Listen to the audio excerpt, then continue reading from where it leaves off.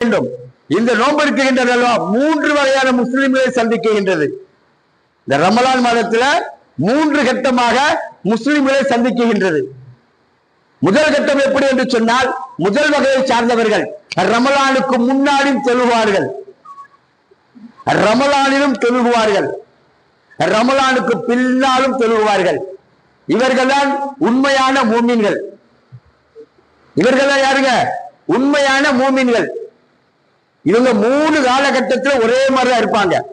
ரமலானுக்கு முன்னாடியும் நினைச்சாங்க தொழுகை இபாதத் அதிலே இருப்பாங்க, ரமலானிலும் தொழுகை இபாதத்தில் இருப்பாங்க, ரமலானுக்கு பின்னாலும் தொழுகை இபாதத்தில் கரெக்டா இருப்பாங்க. இது முதல் வகையான முஸ்லிம்கள். இரண்டாவது வகை இருக்காங்க பார்த்தீங்களா, ரமலானுக்கு முன்னாடி தொழுக மாட்டாங்க. ரமலானுடைய பிறை எப்போ பார்க்கப்படுகின்றதோ பள்ளிக்கு வந்து விடுவார்கள்.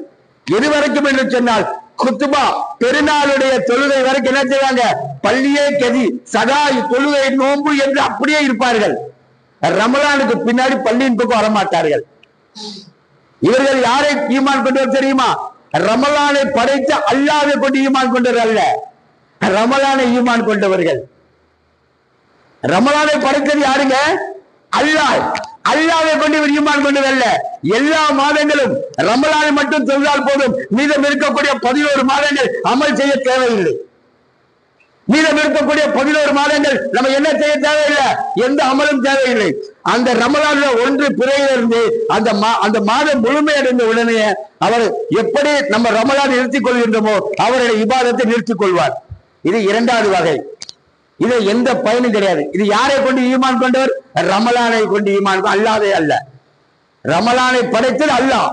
அந்த ரப்பை நாம் என்ன ஈமான் கொள்ள வேண்டும். ரமலானை ஈமான் கொண்டு எந்த பிரச்சனையும் கிடையாது. மூன்றாவது வகை யாரு தெரியுமா? ரமலான் முன்னாடி தொழுக மாட்டார், ரமலான்லயும் தொழுக மாட்டார், ரமலானுக்கு பின்னாடி தொழுக மாட்டார். இப்படி ஒரு வகை. இந்த 3 வகையில நம்ம எந்த வகை என்பதை நாம் தான் தீர்மானித்துக் கொள்ள வேண்டும். நம்ம ரமலான் நோன்பு வச்சுட்டோம், அப்பா 1 மாச காலம் பள்ளியாசு வந்தாச்சு, இனி எதுக்கு வந்துகிட்டு அப்படின்னு சொன்னா நீங்க ரமலானை கொண்டு ஈமான் கொண்டவர்கள். நீங்க யாருங்க? ரமலானை கொண்டு ஈமான் கொண்டவர்கள். ரமலானை கொண்டு ஈமான் கொண்டவர்கள். அந்த ரமலானை படைத்தது யார்? ரப்பை கொண்டு நீங்க ஈமான் கொள்ளவில்லை. ரமலானை தான் நீங்க ஈமான் கொண்டு இருக்கின்றீர்கள். ரமலான் தொழுதா போதும். அப்ப அந்த ரமலானை படைத்த ரப்பை ஈமான் கொண்டிருந்தால் நீங்க ரமலானுக்கு முன்னாலும் தொழுவீர்கள், ரமலானையும் தொழுவீர்கள், ரமலானுக்கு பின்னாலும் தொழுவீர்கள். அதெல்லாம் எதார்த்தம், அதே எதார்த்தம். அப்ப ரமலான மட்டும் தொழுவோம் சொன்னா அந்த 2வது வகையை வந்து சார்ந்துருவாங்க. அப்ப அவங்க யாரை கொண்டு ஈமான் கொள்ளவில்லை? அல்லாஹ்வை கொண்டு ஈமான் கொள்ளவில்லை. பேரளவில் முஸ்லிமாக இருந்து கொள்ளலாம். ஏன்னா நபி ஸல்லல்லாஹு அலைஹி வஸல்லம் சொல்வார்கள், மக்களுக்கு பார்க்கின்ற போது ஒரு நல்லடியாரை பார்க்கின்ற போது தொழுகையாளியா இருப்பார். அவர் பார்த்தா சொர்க்கவாதி மாதிரி தெரியும். இன்னமல் ஆமாலு பில் ஹவாத்தின், உங்களுடைய அமல்கள் எல்லாம் முடிவை கொண்டுதான் நிர்ணயிக்கப்படுகின்றது. பார்ப்பதற்கு 5 தொழுகுவார், எல்லாம் செய்வார், ஆனா கடைசி நரகத்தில் போய்வார். பார்ப்பதற்கு ஆரம்பத்திலிருந்து நரகவாதியாக தெரிவார். பனி இஸ்ரேல் அந்த பெண்ணு வேக்கார பெண் நாய்க்கு தண்ணி கொடுத்தா வச்சுங்களா, சொர்க்கவாதி. கடைசி முடிவு என்ன செஞ்சுவாங்க? சொர்க்கவாதியா போயிடுவார். அதே பனி இஸ்ரேல் சொல்வார்கள், ஒரு பெண்மணி இபாதத் செய்யக்கூடிய பெண்மணி, 24 மணி நேரம் அல்லாஹ் வணங்கக்கூடிய பெண்மணி, ஆனா என்ன செய்ய மாட்டா, ஒரு பூனையை கட்டி போட்டுவா. அந்த பூனை செத்து விட்டது, அதன் காரணமாக இந்த பெண்மணி நரகம்.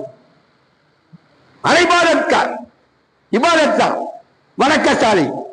ஆனா என்ன ஆயிடுச்சுங்க? அப்ப நம்முடைய அமல்கள் அங்கீகரிக்கப்பட வேண்டும். நம்முடைய இபாதத் வணக்க வழிபாடுகள் அங்கீகரிக்கப்பட வேண்டும். நம்முடைய அமல்களும் இபாதத்தும் கண்டிப்பாக அங்கீகரிக்கப்பட வேண்டும். அமல் செய்யக்கூடிய நசீபை அல்லாஹ் எல்லாத்துக்கும் தருவான். அங்கீகரிக்கக்கூடிய அந்த வாய்ப்பை ஒரு சில நபருக்கு தான் தருவான். அப்படிப்பட்ட கூட்டத்தில் அல்லாஹ் தம் அனைவரும் ஆட்சி வைப்பானாக. நம்முடைய இந்த ரமலானுடைய நோன்பு மட்டுமல்ல, இதற்கு பின்னால் செய்யக்கூடிய நம் மரணிக்கின்ற வரை செய்யக்கூடிய எல்லா அமல்களையும் அல்லாஹ் தஆலா கபூல் செய்து கொள்வானாக.